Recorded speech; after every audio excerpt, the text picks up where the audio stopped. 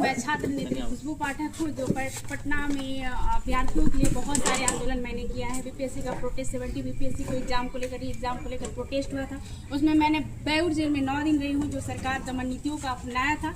उससे पहले मैंने ईडब्ल्यूएस एनसीएल का आंदोलन किया था। बिहार पुलिस 21,000 वाले अभ्यर्थी जो आज बिहार पुलिस में जॉब कर रहे हैं, उनका उन लोगों का मैंने आंदोलन सफल किया था। अभी वर्तमान समय में कुछ ही दिनों पहले दरोगा की वैकेंसी को लेकर प्रोटेस्ट हुआ था, वो भी प्रोटेस्ट मैंने सफल किया। और कहीं ना कहीं अभ्यर्थियों का कहना है, जिन अभ्यर्थियों के लिए मैं रोड पर सड़क पर आंदोलन करती थी, उनका कहना है कि अब हमारी जो आवाज़ है वो सदन में भी गुजरनी चाहिए। इसको लेकर मैंने सोचा कि अब बड़हरा विधानसभा, जो कि मेरा पैतृक निवास स्थान पीपर पाती है, वहाँ से मैंने सोचा कि अब विधानसभा का चुनाव हमें लड़ना चाहिए। और ये जो डिमांड है वो हमारे बिहार के युवाओं का डिमांड है। निर्दलीय प्रत्याशी? जी बिल्कुल निर्दलीय पर, क्योंकि देखिए आगे चलकर हमें कहीं ना कहीं युवाओं की आवाज़ उठानी पड़ती है। और जो भी आज लोग हैं, जो भी राजनीतिक पार्टियां हैं, वो सिर्फ और सिर्फ विधानसभा या किसी भी चुनाव के समय जुमलेबाजी करती हैं कि हम युवाओं के साथ हैं, हम युवाओं के लिए रोजगार देंगे या वैकेंसियां देंगे, या महिलाओं पर कहें या बाढ़ पीड़ितों को कहें। क्योंकि कहीं ना कहीं सबसे ज्यादा अगर समस्या देखा जाता है तो बाढ़ पीड़ितों का इस क्षेत्र में समस्या देखा जाता है। 2013 के समय जो मेरा खुद का गाँव है, पैतृक निवास स्थान पीपरपाती में भी घर ढहा था, बोला गया था कि मुआवजा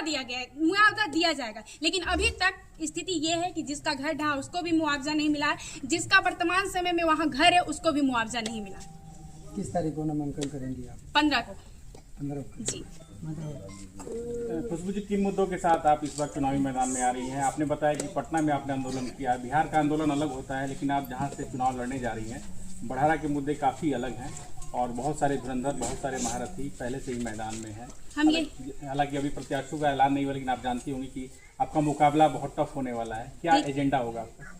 देखिए, सबसे ज़्यादा जिस क्षेत्र से हम बिलोंग करते हैं, कहीं ना कहीं मैंने स्टूडेंट के लिए ही लड़ा है। तो स्टूडेंट का मुद्दा तो हमारे साथ है ही कि पारदर्शिता एग्जाम में होनी चाहिए, वैकेंसियाँ समय से आनी चाहिए, रोजगार का मुद्दा सबका रहा है और मेरा इससे ज़्यादा रहेगा, क्योंकि जो रोड पर हम प्रोटेस्ट करते थे अब वो सदन में आवाज़ गूंजेगी।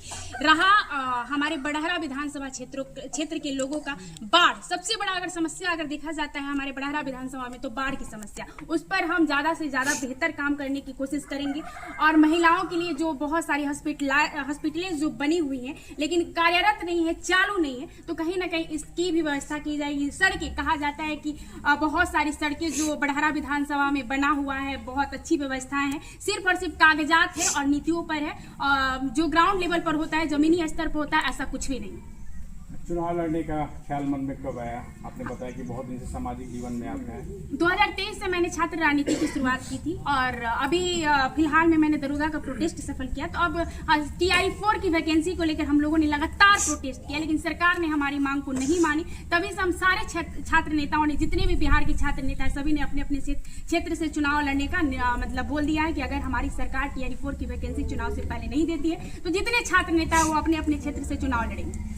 पीपरपाती की आप पहली बेटी हैं जो राजनीति में इतने बड़े मंच पे आ रही हैं, गांव और परिवार का कैसा सपोर्ट आपको मिल रहा है? देखिए, गांव का सपोर्ट जहां तक रहा तो हम कहीं ना कहीं जमीनी स्तर से जुड़े हुए हैं और यहाँ रहे भी हैं, ऐसा नहीं है कि हम नहीं रहे हैं। शिक्षा दीक्षा लेने के लिए भले ही हम पटना दिल्ली कहीं भी जाए, लेकिन हम हमेशा से जमीनी स्तर से जुड़े हुए हैं और हमारे गाँव वाला का पूर्ण सपोर्ट है। और गाँव वालों का भी कहना है कि आप हमारे घर की बेटी आगे निकलनी चाहिए। हम किसी एक की बेटी नहीं, हम पूरे बड़हरा विधानसभा की बेटी है। और ये भी नहीं कर सकते क्योंकि स्टेट के प्रोटेस्ट में मुझे बिहार की झांसी की रानी का टैग मिला हुआ, तो मैं तो पूरे बिहार की बेटी हूँ। क्या मानती, जिस तरीके से युवाओं की पहली पसंद या एक ऑप्शन के रूप में प्रशांत किशोर और उनकी पार्टी जनसुराज काम कर रही है, आपको नहीं लगा कि आपको जनसुराज के बैनर तले आना चाहिए? जनसुराज भी हमेशा छात्रों की मांग को उठाता है और आपके जो मुद्दे हैं, भ्रष्टाचार का मुद्दा आपने जैसा बताया, इन मुद्दों को भी वो हमेशा से उठाते रहे, तो जनसुराज से आप क्यों नहीं लड़ी? हम यही कहना चाहते हैं कि जो भी पार्टियां हैं, हम जनसुराज का ही नाम नहीं लेना चाहते। बिहार जितनी भी पार्टियां हैं उनको देखना चाहिए जिसमें प्रतिभा, उस पार्टी को,